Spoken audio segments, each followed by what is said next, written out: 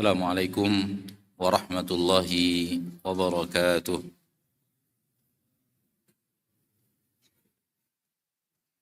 Innal hamdalillah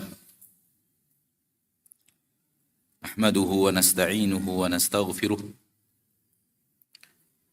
na'udzu billahi min shururi anfusina wa min sayyiati a'malina. Man yahdihillahu فلا مضل له ومن يضلل فلا هادي له أشهد أن لا إله إلا الله وحده لا شريك له وأشهد أن محمدا عبده ورسوله صلى الله عليه وعلى آله وأصحابه ومن تبعهم بإحسان إلى يوم الدين وسلم تسليما كثيرا. يا أيها الذين آمنوا اتقوا الله حق تقاته ولا تموتن إلا وأنتم مسلمون.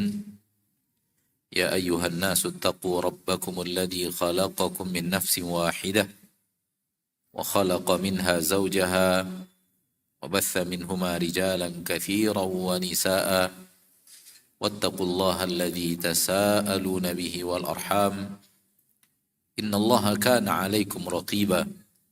يا أيها الذين آمنوا اتقوا الله وقولوا قولا سديدا يصلح لكم أعمالكم ويغفر لكم ذنوبكم ومن يطع الله ورسوله فقد فاز فوزا عظيما.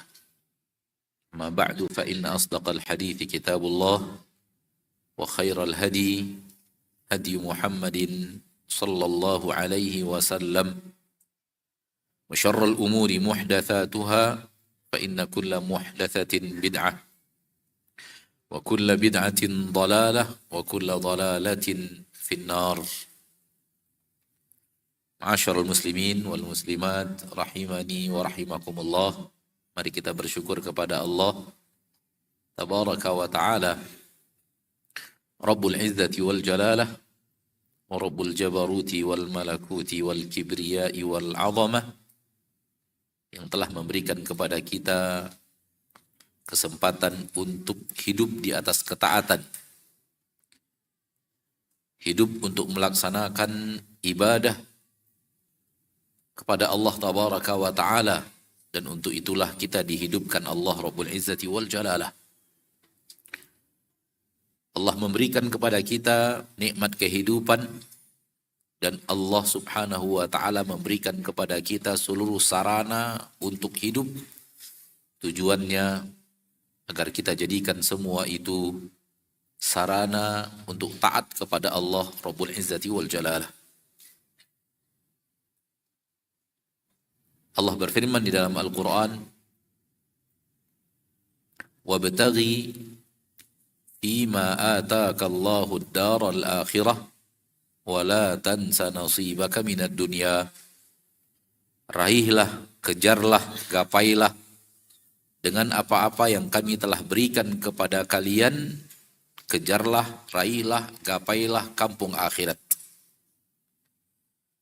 Untuk menggapai kampung akhirat adalah dengan ketaatan, dan modal untuk berbuat taat itu adalah Fima atakallah, menggunakan apa saja yang telah Allah berikan kepada kalian.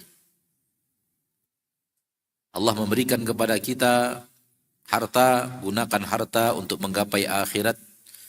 Allah memberikan kepada kita mata, gunakan mata untuk menggapai akhirat.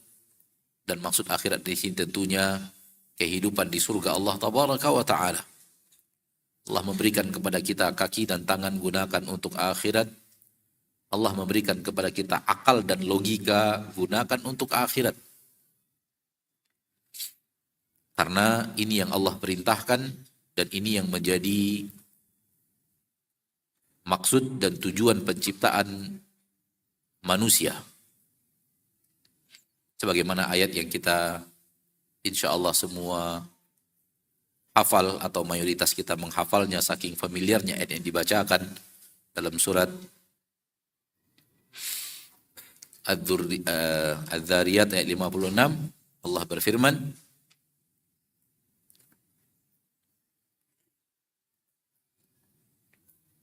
"Wa ma khalaqtul jinna wal insa illa liya'budun." Tidaklah kuciptakan jin dan manusia kecuali untuk agar mereka beribadah kepadaku. Dan ibadah yang merupakan ibadah tertinggi, terpenting, bahkan pondasi seluruh ibadah adalah tauhid. Tauhid adalah ibadah teragung, terpenting, dan dia pondasi dari seluruh ibadah. Di mana ibadah-ibadah yang lain tidak akan bernilai ibadah apapun manakala tauhid itu tidak ada. Manakala tauhid itu tidak ada, maka apapun bentuk ibadah lain tak ada gunanya. Karena Allah berfirman di dalam Al-Quran, "La in asyrakta la yahbatanna amaluka." Apabila engkau berbuat syirik, dan orang yang berbuat syirik artinya tak lagi bertauhid. Dia tidak lagi mengesahkan Allah. Dia tidak lagi menjadikan Allah ahad. Padahal kewajibannya adalah qul huwallahu ahad. Namun dia telah menyekutukan Allah di dalam ibadah. Itulah orang yang terjerumus ke dalam perbuatan syirik. Kalau itu terjadi, la in asyrakta, kalau engkau berbuat syirik, la yahbatanna amaluka, niscaya pasti akan sirna, sia-sia, hilang, hapus seluruh amalmu. Maka solat yang puluhan tahun tak akan ada manfaatnya, akan menjadi nihil. Membaca Al-Quran yang puluhan tahun, puasa yang puluhan tahun, itu tidak akan ada gunanya apabila runtuh tauhidnya dan terjerumus ke dalam yang namanya syirik. Dan syirik itu adalah lawan daripada tauhid. Ma'asyiral muslimin wal muslimat rahimani wa rahimakumullah.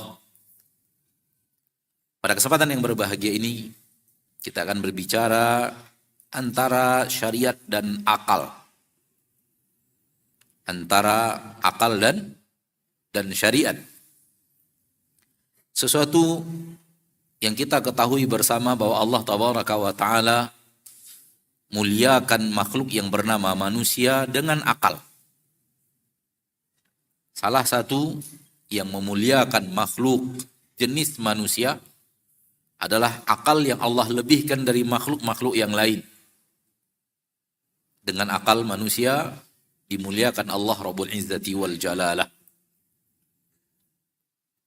Akan tetapi di zaman kita sekarang ini terlalu banyak orang yang melampaui batas menggunakan akalnya. Sampai-sampai dia menjadikan akal itu adalah hakim terhadap syariat Allah. Sampai-sampai dia menjadikan akal itulah yang menentukan benar dan tidak benarnya firman Allah. Sesuai dengan akalnya, dia katakan ini benar. Tak sesuai dengan akalnya, dia katakan ini masih perlu dipertanyakan.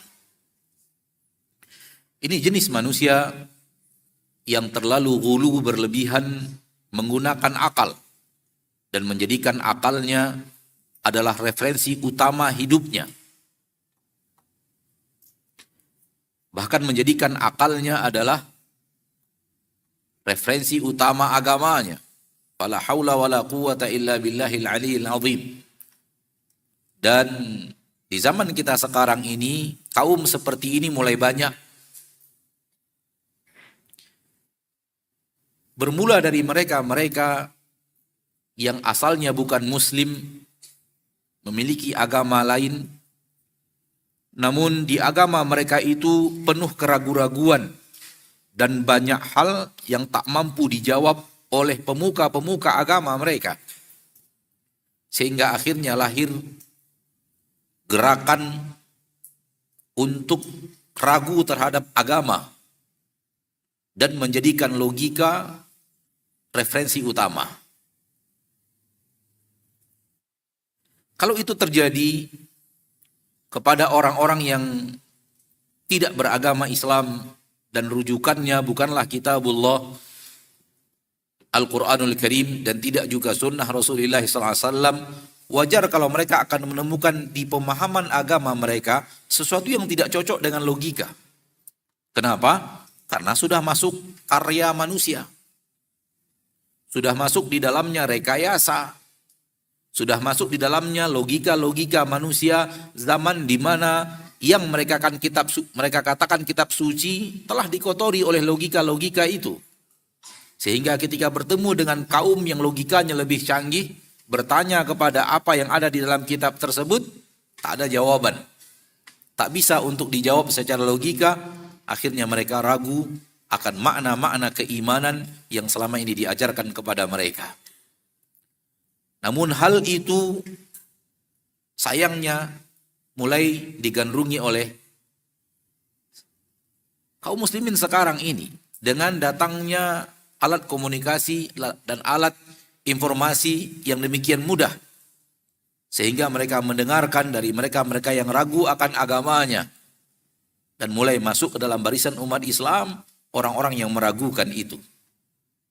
Namun sayang, seribu sayang, umat Islam mulai ketularan penyakit, mencoba untuk menjadikan logika sesuatu yang sandaran referensi utama dalam beragama. Sudah kita katakan tadi bahwa manusia Allah muliakan dengan akal. Dan syariat ini diturunkan Allah tidak bertabrakan dengan akal. Bahkan syariat ini Allah turunkan untuk mengarahkan akal ke jalan yang benar. Agama Islam tidak bertabrakan dengan akal dan logika. Semua yang ditanyakan ada jawabannya dalam agama kita. Ma farratna fil kitabi min syai'. Tak ada sesuatu apapun yang kami sisakan di dalam Al-Quran. Engkau ingin bertanya kebenaran dan kebatilan, bertanya mana jalan kebaikan, mana jalan keburukan, mana yang tidak boleh, mana yang dibolehkan, mana jalan ke surga, mana jalan ke neraka, mana hidayah, mana dhalalah, mana yang Allah ridhoi, mana yang Allah benci, semuanya ada di dalam Al-Quran. Sehingga orang yang benar-benar berpegang teguh dengan Al-Quranul Karim, dia akan memiliki logika yang lurus. Karena akal dan logikanya dibimbing melalui wahyu. Akhi fiddin. Apabila agama ini disandarkan kepada logika, pertanyaannya adalah logika siapa? Masing-masing manusia punya logika yang berbeda-beda. Masing-masing generasi punya akal yang bervariasi. Lalu di akal siapa? Di logika yang bangsa yang mana, generasi yang mana? Kita yang ada di masjid ini, semua kita punya akal. Lalu di atas akal siapa? Syariat ini harus ditimbang. Dan terlalu banyak orang yang hidup di sana, di Indonesia ini, di luar Indonesia ini, sebelum kita, setelah kita, lalu logika siapa yang akan dijadikan standar? Maka hal yang batil mengembalikan agama murni kepada logika. Satu. Dua, logika itu ilmu manusia. Sementara syariat ilmu Allah. Logika itu ilmu manusia. Akal itu ilmu manusia. Dan ilmu manusia akan terbatas sesuai dengan keterbatasan manusia itu. Manusia punya keterbatasan yang sangat hebat. Sehingga logika manusia pun akan punya keterbatasan yang sangat hebat. Akankah logika ini, akal ini menjadi hakim penentu benar dan tidak benarnya syariat yang Allah turunkan? Alangkah terbaliknya. Ilmu manusia menjadi hakim atas ilmu Allah.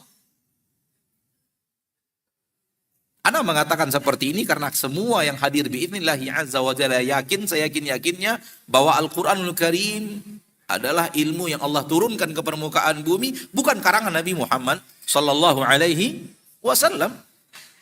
Bukan. Nabi Muhammad tidak mengarang sedikit pun agama ini. Walau taqawwala alaina ba'dal aqawil la akhadna minhu bil yamin thumma laqata'na minhu al watin fama minkum min ahadin anhu hajizin. Jaminan dari Allah bahwa Nabi Muhammad tidak mengarang syariat.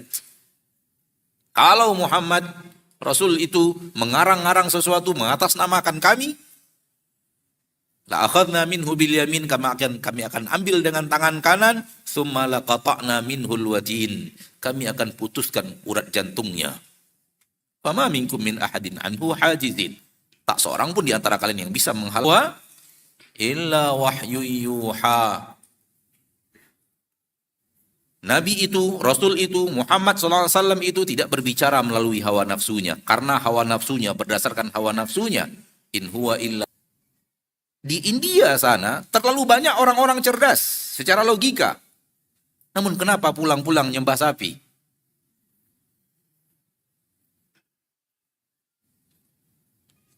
Karena dari kecil sudah didiktekan oleh orang tua mereka. Ini Tuhan kita, ini Tuhan kita, ini Tuhan kita, ini Tuhan kita. Penolong orang-orang yang ikut didiktekan dari kecil. Oleh karena itu Nabi mengatakan fa'abawahu yuhawwidanihi au yunasiranihi au yumajjisani. Anak itu terlahir fitrah.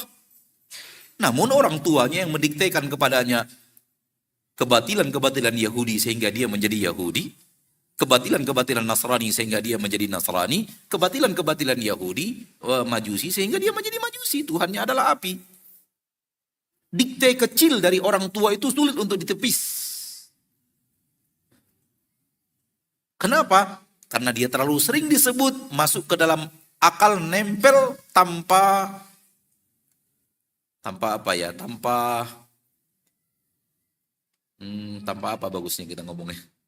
Tanpa nempel demikian tertancap luar biasa. Karena ketika itu anak kecil belum ada filter. Sehingga apa yang didiktekan orang tuanya dia terima bulat-bulat. Dan itu juga pengaruh kepada akal. Ketika dia tumbuh besar.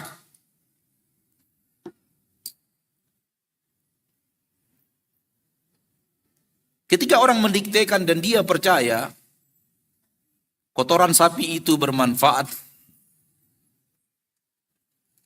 Mulai ketawa tuh orang Solo mulai ketawa kayaknya. Ketika dia mulai didiktekan dan dia percaya tanah kuburan itu memberikan manfaat. Air sakti di sumur tua itu memberikan manfaat. Hilang akal. Maka seperti yang Anda katakan tadi bahwa akal bisa dipengaruhi oleh faktor yang bukan akal itu sendiri. Ada faktor X di luar akal yang mempengaruhi akal. Sehingga akal manusia bervariasi, subhanallah bervariasi, sangat bervariasi. Kita kalau merumuskan sesuatu, kita yang ada di masjid ini sama-sama muslim, sama-sama punya akal, merumuskan sesuatu, kita aja berselisih faham dalam memahami, memaknai, mencari jalan keluar. Ya atau tidak? Begitulah posisi akal. Oleh karena itu, akal tidak boleh dijadikan sesuatu yang mengalahkan syariat. Akal tidak boleh dijadikan sesuatu yang mengalahkan syariat. Justru syariat yang harus dijadikan pemimpin akal. Karena akal itu bisa benar, bisa salah. Posisi akal, posisi logika bisa benar, bisa salah. Dan ilmu yang Allah turunkan mustahil salah. Akankah sesuatu yang mungkin benar, mungkin salah, bisa memimpin sesuatu yang mustahil salah? Baik. Hal-hal yang berhubungan dengan syariat terlalu banyak yang berhubungan dengan alam gaib. Terlalu banyak. Bahasan-bahasan syariat, saudaraku, akal Anda stop Allah untuk ditemukan. Baru kemudian akal itu berfungsi. Bil mahsusat wal masmuat. Suatu yang bisa diketahui dengan panca indera. Baik pakai alat atau tidak pakai alat. Paham yang Anda maksud? Baru akal itu akan berfungsi. Sesuatu yang terlihat, sesuatu yang bisa dilihat, bisa didengarkan, ketika sudah masuk ke dalam alam gaib, akal itu berhenti berfungsi dan tidak akan bisa melakukan apapun di alam gaib. Kenapa? Sudah di luar koridor kemampuan dia.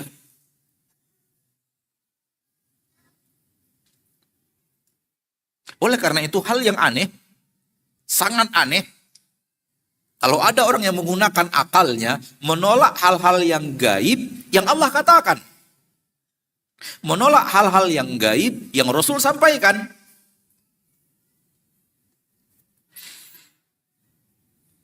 Orang mulai meragukan adanya azab kubur dan nikmat kubur. Azab kubur dan nikmat kubur bukankah alam gaib? Yes, alam gaib. Dia katakan, tak ada bukti. Dibongkar kuburannya, ada bukti bahwa dia diazab. Tak ada bukti bahwa ada nikmat. Dipasang kamera di dalam kuburan pun tak ada tanda-tanda pergerakan apapun. Maka tidak ada alam kubur, tidak ada azab kubur, tidak ada nikmat kubur. Itu hanya cerita-cerita yang tidak dapat dibuktikan. Ini adalah logika yang dimainkan di alam gaib. Akhi, logika akal tidak bisa masuk di dalam gaib dan tidak bisa berfungsi di alam gaib. Karena alamnya bukan alam dia lagi. Maka hal yang aneh, kalau hal yang gaib diingkari karena akal. Orang mulai melakukan surga dan neraka. Orang mulai meragukan hari akhir. Orang mulai meragukan apakah benar ada malaikat. Orang mulai meragukan apakah benar ada ini, ada itu, ada jin. Bahkan Anda bertemu beberapa orang yang tidak percaya adanya jin. Akhi, itu alam gaib. Akal Anda dan alat yang Anda gunakan, sarana itu tidak bisa masuk ke dalam alam gaib. Bagaimana mungkin Anda kemudian menolaknya? Sesuatu yang jelas Allah katakan ada, jelas Rasul katakan ada, Anda tolak. Karena menurut Anda tak ada alat yang mendeteksi keberadaannya. Maka ini hal-hal yang aneh.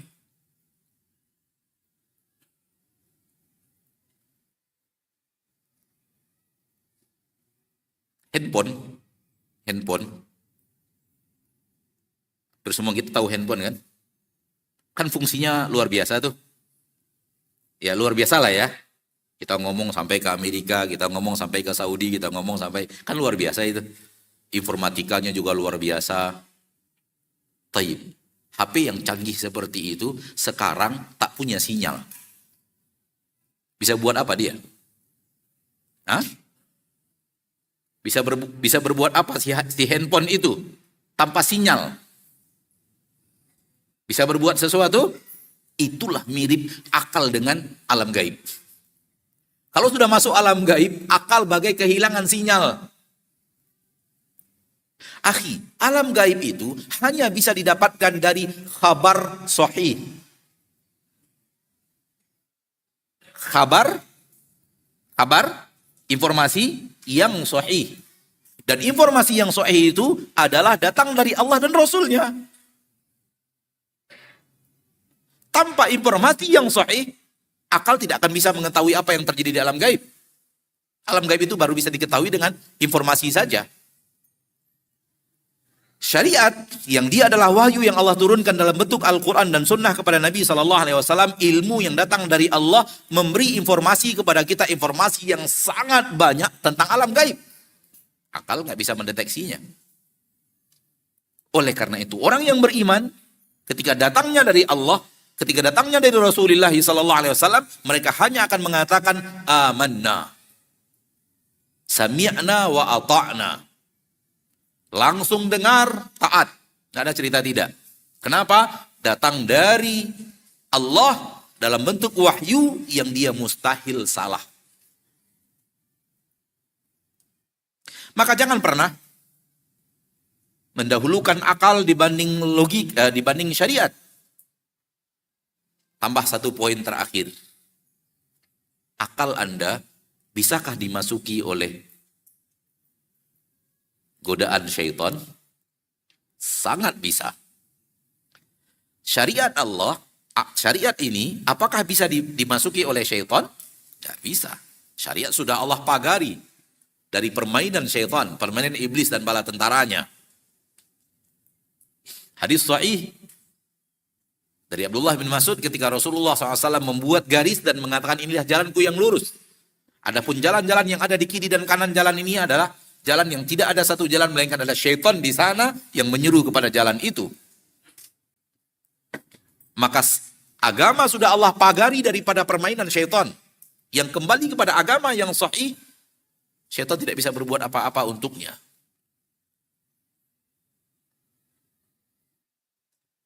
Kenapa? Karena dia datang dari Allah Tabaraka wa Ta'ala. Dan itu tidak ada jaminan seperti itu, tidak ada di dalam akal dan logika.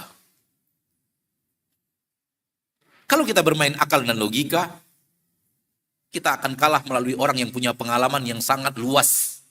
Karena logikanya juga pasti akan luas. Dan logika kita berhadapan logika iblis, rasa-rasanya kok dengan iblis kita nggak mungkin menang gitu. Kalau perang logika ya. Kalau perang logika, lawan logika kita dengan logika iblis, nggak akan bisa menang. Kenapa? Iblis punya pengalaman yang luar biasa. Dia hidup dari sebelum manusia pertama dilahirkan. Ya atau tidak? Ya atau tidak? Dan iblis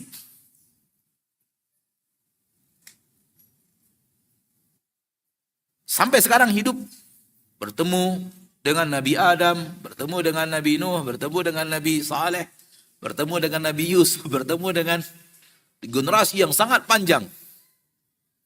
Logika kita tidak akan menang melawan logika iblis. Oleh karena itu Allah turunkan syariat yang telah Allah pagari dari syubhat-syubhat iblis, was-was iblis, perangkap-perangkap iblis, dan Allah Tabaraka wa Ta'ala menyuruh kita untuk berjalan di atas jalan itu.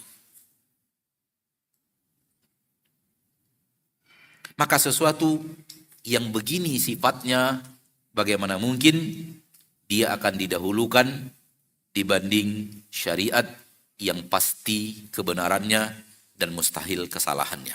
Mustahil salah. Bukan Allah namanya kalau salah. Kalau ada salah itu bukan Allah. Karena Allah tak pernah berbuat salah. Allah tak pernah berbuat salah. Keluar kita sedikit, semoga bermanfaat. Karena kalimat ini mengundang sesuatu. Asyai'u bisyai'i yudhkaru. Azan? Oke, azan dulu kita. Kita dengarkan azan, kita jawab azan, lalu kita lanjutkan. Dan kita lanjutkan juga dengan tanya jawab, insya Allah. Baru kemudian kita sholat isya berjamaah, insya Allah.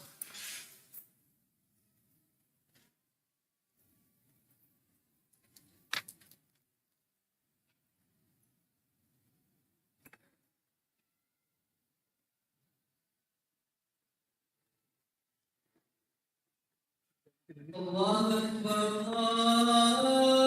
الله أكبر الله أكبر الله أكبر أشهد أن لا إله إلا الله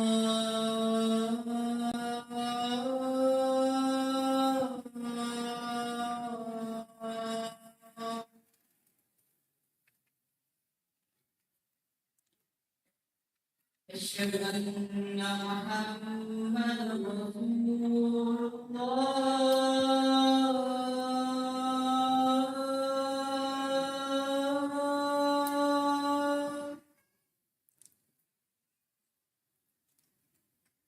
أشهد أن محمدا رسول الله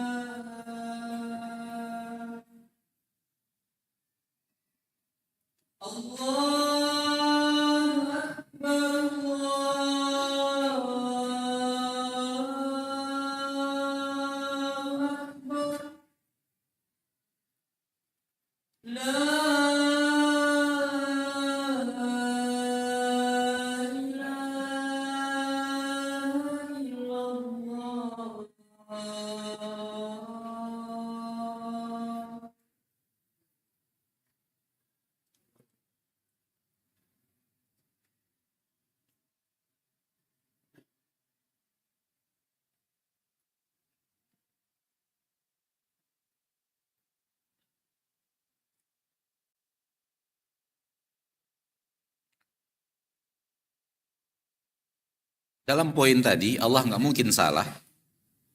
Kalau salah bukan Allah namanya. Semua yang Allah lakukan tak pernah salah. Semua yang Allah putuskan tak pernah ada salah. Karena masuk dalam bab itu tadi, Ana ingat untuk mengatakan sesuatu, yaitu kadang-kadang kita ditanya oleh sebagian kaum muslimin, Ustadz, kalau seseorang telah ditakdirkan Allah ke neraka, apakah dengan beramal soleh bisa berubah menjadi penduduk surga? Mungkin antum juga pernah dengar seperti itu. Atau mungkin pernah terbayang-bayang di logika antum seperti itu. Mungkin, Allahu a'lam. Tapi paling tidak mungkin pernah dengar ada pertanyaan yang dibacakan seperti itu. Akhi fiddin, salahkah Allah menurutmu dalam keputusannya yang pertama? Itu dia yang Ana ingin sampaikan tadi. Allah nggak mungkin salah. Ketika Allah putuskan dia penduduk neraka, memang pantasnya ke neraka, nggak pantas masuk surga.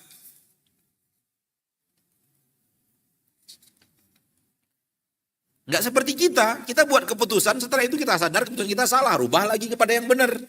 Allah nggak demikian.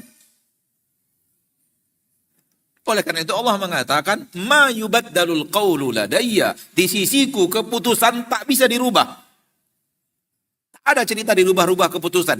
Kalau keputusan dirubah, berarti yang pertama salah. Dibenarkan dalam keputusan yang kedua, bukan Allah namanya kalau salah. Bisa dipahami? Pertanyaan tersebut di dalamnya terkandung kesalahan dalam keputusan. Dan itu adalah aib yang harus disucikan Allah dari aib tersebut. Salah berbuat salah dalam membuat keputusan.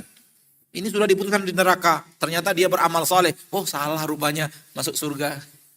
Itu bukan Allah itu. Kalau makhluk iya, makhluk melakukan cara yang seperti itu, dibuat keputusan kemudian oh salah. Yang benarnya begini, itu tidak ada masalah kalau makhluk.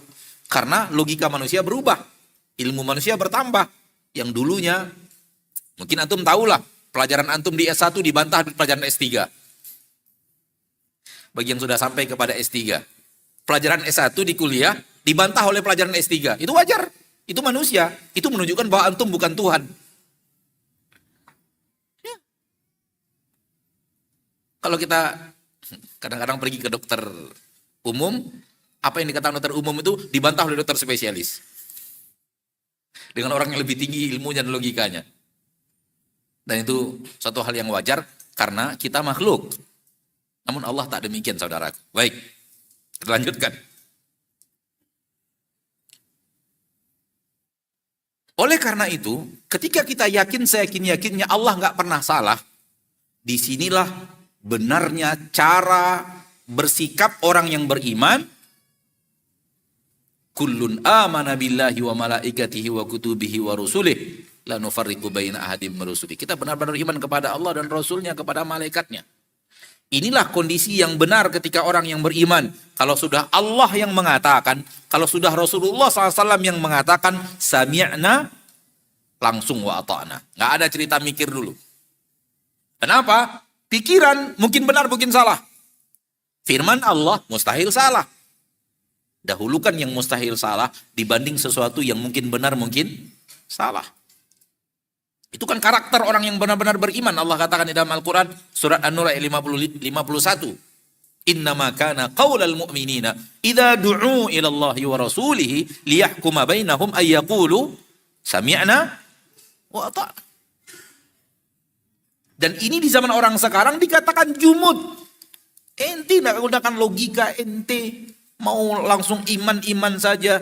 Fikirkan dulu, cerna dulu. Akhi, Al-Quran gak perlu dicerna.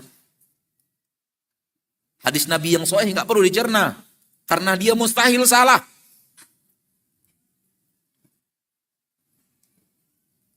Innama kana qaulal mu'minina idza du'u ila Allahi wa rasul ay yaqulu sami'na wa ata'na. Sami'na ata'na. Kenapa? Karena nggak mungkin ada yang mengalahkan ilmu yang datang dari Allah Subhanahu wa taala dan disampaikan oleh Rasulullah SAW dengan syarat yang sahih, dengan makna yang sahih, itu pasti. Kalau ingin dideteksi kebenaran maknanya. Kalau ingin dideteksi kebenaran sanadnya, itu oke. Namun kalau sudah sahih dalam Al-Quran secara lafaz dan makna, sahih dari hadis Nabi secara lafaz dan makna, mustahil di dalamnya ada kesalahan. Oleh karena itu logika langsung sami'na wa ata'na. Dan ini zaman sekarang ini orang banyak yang tidak setuju dengan sami'na wa ata'na. Setelah dengarkan, cerna dulu dengan logika, ketika cocok baru ikuti. Iya kalau cocok, kalau nggak cocok piye? Piye bahasa Jawa ya, kalau bahasa Sunda apa? Hah? Iya kalau cocok, kalau nggak cocok kumaha?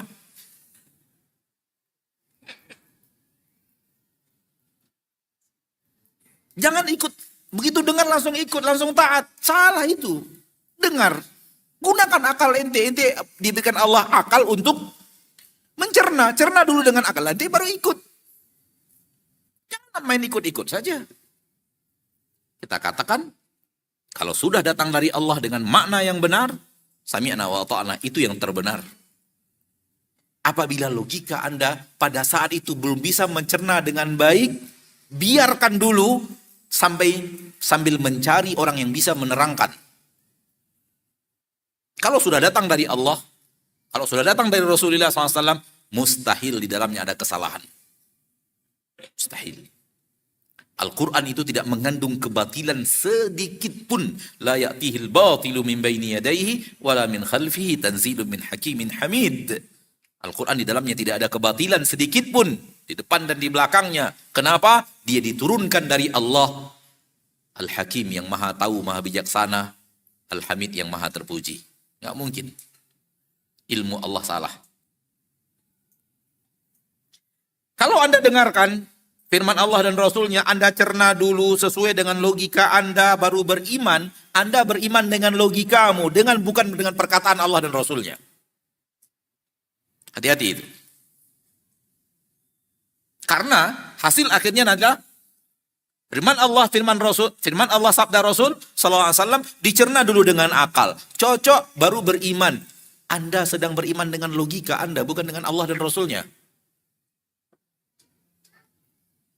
Sementara perintahnya adalah iman kepada Allah dan Rasul.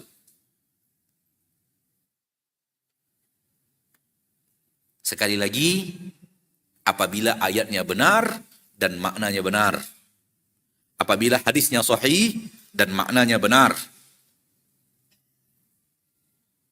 Tapi kalau itu adalah sesuatu yang telah diselewengkan secara makna, atau hadisnya tidak sahih, bisa mengandung kesalahan. Karena hadisnya saja tidak sahih. Bisa saja bertolak belakang dengan logika. Atau maknanya yang sudah dilarikan kepada makna yang batil. Di dalam Al-Quran banyak ayat yang berkomunikasi dengan logika manusia. Allah mengajak akal berbicara. Allah berbicara kepada akal manusia. Ini menunjukkan bahwa agama kita memuliakan akal. Sehingga beberapa ayat di dalam Al-Quranul Karim, Allah memang mengajak akal untuk berpikir.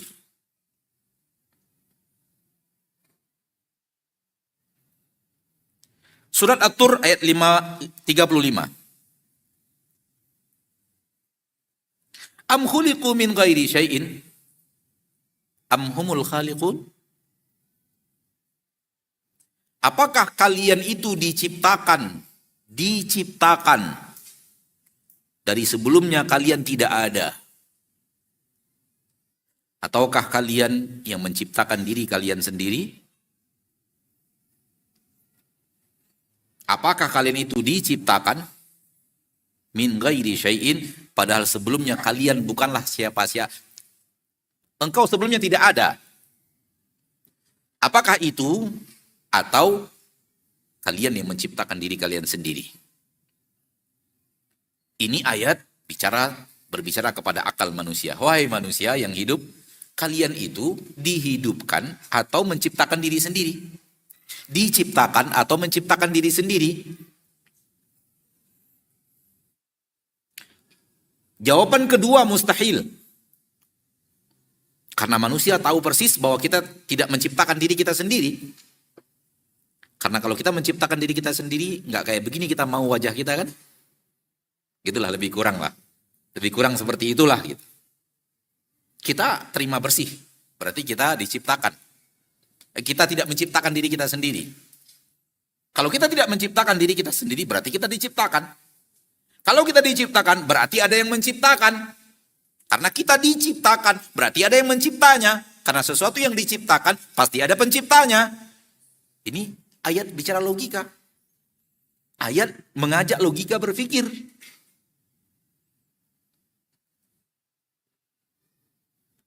Orang ateis zaman sekarang mengatakan alam ini dan kita semua terjadi tanpa ada yang mencipta. Ayat ini membantahnya.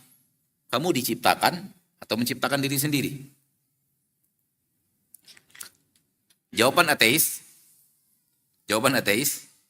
kami tidak menciptakan diri kami sendiri. Oke, berarti kami diciptakan tapi tak ada pencipta. Nah, itu kan nampak logika bodohnya gitu loh. Logika bodohnya kelihatan. Logika salahnya kelihatan. Ayat ini membantah luar biasa. Kamu ciptakan diri sendiri? Enggak. Berarti kamu diciptakan. Iya, saya diciptakan, tapi tanpa pencipta. Itulah logika orang ateis zaman now.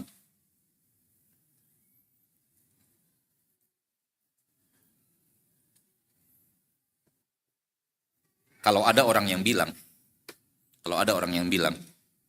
tisu ini ada dengan sendirinya tanpa ada pabrik yang membuatnya. Kira-kira ada orang yang berakal yang percaya enggak? Ini tisu nih. Tisu. Nampak enggak tisunya?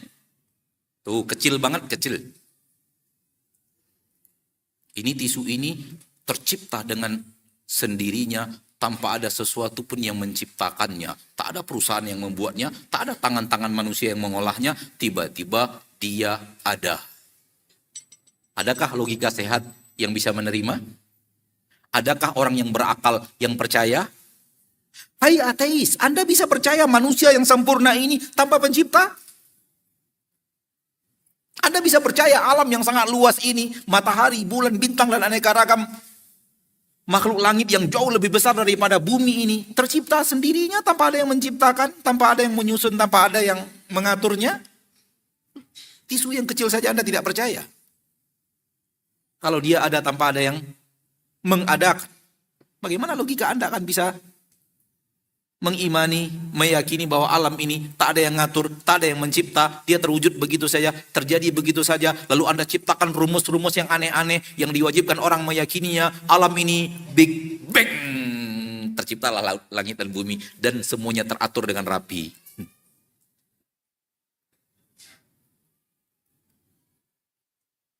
Itu logika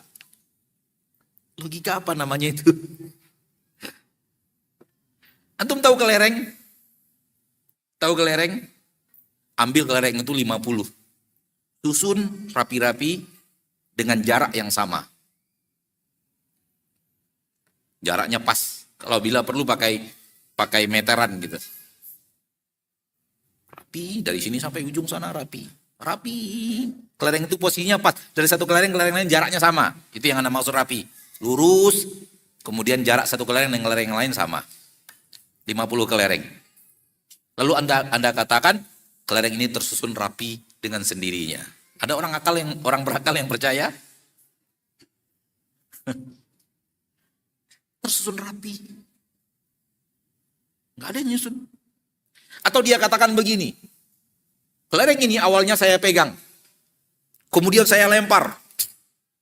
Lalu tersusun dengan rapi. Alam semesta yang sedemikian rapi ini tercipta dari sebuah ledakan. Maka terciptalah matahari dan punya jalur sendiri. Bulan punya jalur sendiri. Planet-planet punya jalur sendiri. Terciptalah bumi ini. Dengan lautnya, dengan daratnya sendirinya. Karena Big Bang itu. Ini logika apa ini?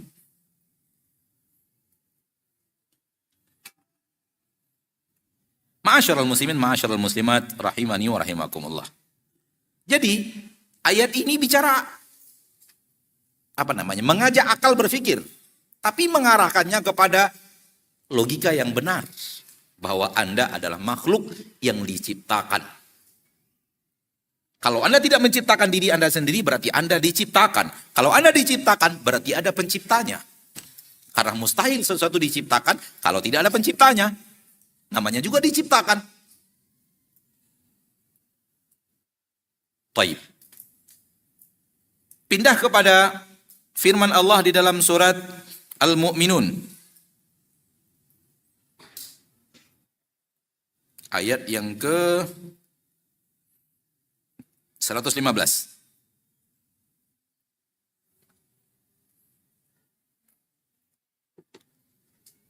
Apa hasibtum annama khalaqnakum abatha?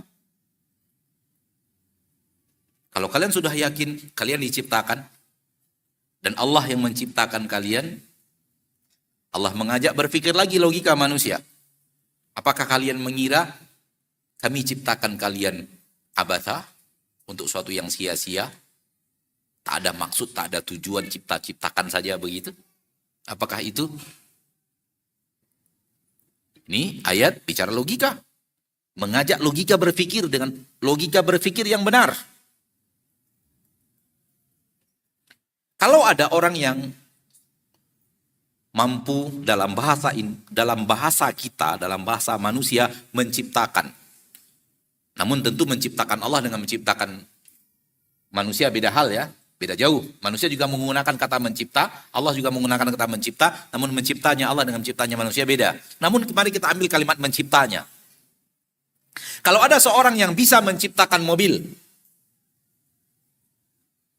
akhirnya dia ciptakan mobil. Dia buat pabrik mobil dan dia bisa menciptakan mobil, dia mampu menciptakan mobil, lalu mobil itu dijejernya di lapangan, 5.000 mobil dijejer di lapangan dan dibiarkan di lapangan itu sampai hancur. Nggak ada guna mobil itu. Kira-kira menurut logika kita apa? Gila kamu ya, ciptakan mobil dibiarkan begitu saja tanpa ada fungsi apapun. Logika yang sama ma'asyarul muslimin. Hai manusia, kalian diciptakan, sains dan teknologinya jauh lebih hebat daripada mobil. Apakah diciptakan sia-sia? Biarkan begitu saja, udah terserah hidup bagaimana. Nggak ada maksud dan tujuan penciptaan. Tak ada yang harus kalian lakukan, tak ada kewajiban yang harus kalian kerjakan. Manusia menciptakan lampu, ada tugas. Alat penerangan. Menciptakan mobil, ada tugas. Alat transportasi. Menciptakan handphone, ada tugas. Alat komunikasi, menciptakan televisi, ada tugas. Alat informasi, menciptakan mikrofon, alat pengeras suara, ada tugas yang dia lakukan. Masa sih engkau seorang manusia yang sempurna seperti ini, engkau diciptakan tanpa ada tugas? Tak logis. Lampu saja yang kecil diciptakan punya tugas kok. AC diciptakan ada tugasnya, ada maksud dan tujuan penciptaan. Anda tetap mengatakan penciptaan dalam makna manusia ya. Dalam makna kata-kata manusia, mencipta manusia. Manusia saja ketika mencipta, ada maksud dan tujuan penciptaan. Dan orang kalau berhasil menciptakan mobil, lalu kemudian dia ciptakan mobil dengan jumlah ribuan dan dibiarkan saja tanpa ada tugas mobil itu sampai hancur semuanya, orang akan mengatakan Anda gila. Maka orang yang memahami bahwa manusia ini dibiarkan hidup terserah dia tanpa ada tugas, pemahaman gila, pemahaman yang tidak sesuai dengan akal yang sehat. Ini diantara ayat-ayat Allah Tabaraka wa Ta'ala, Rabbul Izzati wal Jalalah, yang berbicara tentang mengajak logika berpikir. Karena agama kita agama logis. Agama kita agama yang logis. Agama yang cocok dengan akal dan logika yang benar. Dan turunnya agama justru untuk membimbing logika manusia agar menjadi logika yang benar. Oleh karena itu di dalam banyak ayat di dalam Al-Quranul Karim, Allah mengatakan la'allakum ta'qilun, la'allakum ta'qilun. Dalam surah Al-Baqarah, dalam surah Al-An'am, dalam surah Yusuf, dalam surah Al-Hadid, ayat-ayat Allah Tabaraka Ta'ala bisa antum lihat. Allah berbicara di dalam Al-Quran, Allah berfirman dalam Al-Quran, di akhir ayat Allah katakan, la'allakum ta'qilun. Surat Yusuf ayat 2, inna anzalnahu Qur'anan Arabiyyan la'allakum ta'qilun. Mudah-mudahan kalian berakal. Maksudnya berakal dengan akal yang benar. Karena akal terbagi dua. Ada benar, ada salah. Ada kemungkinan benar, ada kemungkinan salah. Ada digunakan untuk tempat yang benar dan digunakan untuk hal yang salah. Justru Al-Quran diturunkan untuk membimbing akal agar menjadi akal yang benar, akal yang sehat, akal yang tidak salah. Dan tidak boleh dia yang dijadikan rujukan. Rujukannya harus kembali kepada syariat. Oleh karena itu Allah Tabaraka wa Ta'ala berfirman dalam Al-Quran surah An-Nisa ayat 59, فَإِن تَنَازَعْتُمْ فِي شَيْءٍ فَرُدُّوهُ إِلَى اللَّهِ وَالرَّسُولِ. Kembalikan kepada Allah dan Rasul. Kalau kalian berbeda pendapat dalam sesuatu, ini beda pendapat apa? Beda pendapat logika. Beda pendapat dalam akal. Menurut saya begini, menurut saya begini, menurut saya begini, menurut saya begini. Itulah logika. Itulah akal manusia yang tidak akan pernah, kalau dikembalikan kepada akal, sepakat dalam satu bab. Fa in tanaza'tum fi syai'in, apabila kalian berbeda pendapat, silang sengketa, bervariasi dalam logika kalian, farudduhu ilallahi war rasul. Kembalikan kepada syariat. Dan syariat itu adalah yang datang dari Allah dan Rasul. Wa makhtalaftum fi syai'in fa hukmu ilallah. Kalau kalian berbeda pendapat, kembalikan kepada Allah. Jangan kembalikan kepada logika. Agama Allah tidak pernah bertabrakan dengan logika. Tidak pernah bertentangan dengan logika yang sahih. Agama Allah yang sahih tidak pernah bertabrakan dengan logika yang sahih. Dia hanya akan bertabrakan dengan logika yang salah. Ini mungkin yang bisa Anda sampaikan pada kesempatan yang berbahagia ini, ma'asyiral muslimin. Gunakanlah akal kita di tempat yang benar dan jadikan syariat pembimbing logika dan akal itu untuk menjadi akal yang sahih. Karena tanpa syariat bisa saja dipermainkan oleh aneka ragam yang memasukinya, adat istiadat, kebiasaan, pendidikan, orang tua, bacaan, persahabatan, dan yang lainnya, informatika. Namun kembalikan kepada Allah dan Rasulnya, agar kemudian kita berada pada cara berfikir yang benar. Wallahu ta'ala a'la wa a'lam bissawab.